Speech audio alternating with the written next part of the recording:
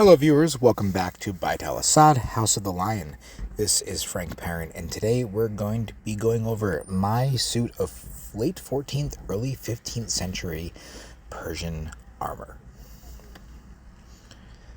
We're going to start here with the Saqbands. The Saqbands being your shin and knee protection. So the knee cups and the greaves themselves are actually connected by zera, or in Farsi that means chain, male armor. So if you hear the term zera, that's what that's going to mean.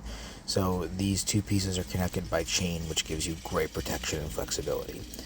Next, we're moving on to the Kagon, which is actually a kaftan, but it's lined with mail.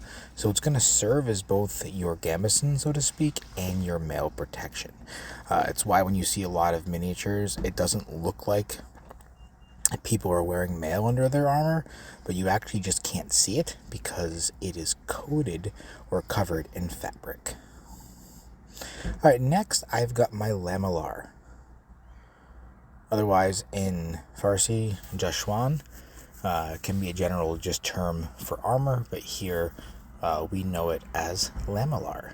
Now, Lamellar has an incredibly long history in Greater Iran, being used far back, way before any kind of Mongol invasion or cultural blending, right? Lamellar was used well before the Sasanian period, and really remained relevant in Iran until the mid-15th century, until it was eventually phased out with a lot of mail and plate armor.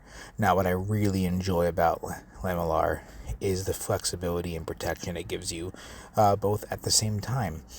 The plates are laced together with a waxed leather cording, which allows it to maintain a lot of durability, but also flexibility.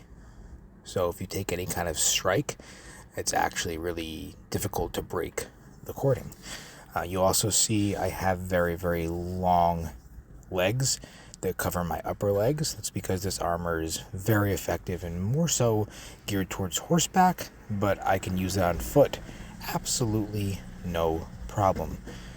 The front has some fastenings up the front here, and this was seen in miniatures with a few different variants, either front fastening or side closing, with some having the tassets attached to a belting system, where instead here, my tassets tied directly onto the torso. Alright, next we're moving on to the Bazubands, one of the most iconic piece of armor in Persia and Greater Iran, made their way to other cultures, but have their origins in Iran. Now, these Bazubands, they have these riveted mail protection from the top of the hand and the thumb, which actually allows you to shoot your bow unhindered. And then when you don't need that anymore, the bow can be disregarded and you can draw any other weapon that you need, but still actually gives you plenty of protection over your hands. In other areas, there were full hand gauntlets, but for this particular armor suit, I choose to use the partial hand protection. Of course, your fingers aren't at a huge loss because of the constant movement of the weapons that you are using. I really like this setup of Bazubands, and I look forward to improving by getting ones that are made out of complete steel in the very near future. The ones that I have here are just a holdover until I find or have a better pair crafted for me, which is coming very soon. Alright, next we have the hula hood, or helmet. The hula hood is not specifically a later century style of helmet, though a lot of people will think that. It's just the Farsi word for helmet.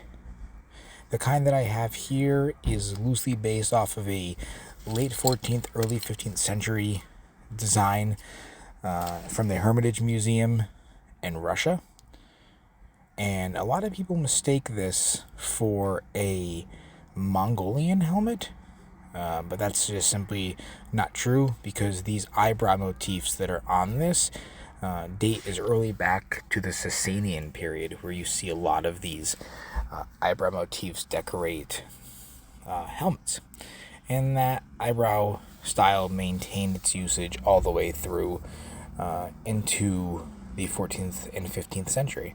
Something never fell out of style. So the eyebrows are a very distinct piece of Iranian heritage that made their way to their helmets. And finally, here we see it all together. I'm positioned with my neze, or Persian spear, and it is my favorite weapon of the arsenal.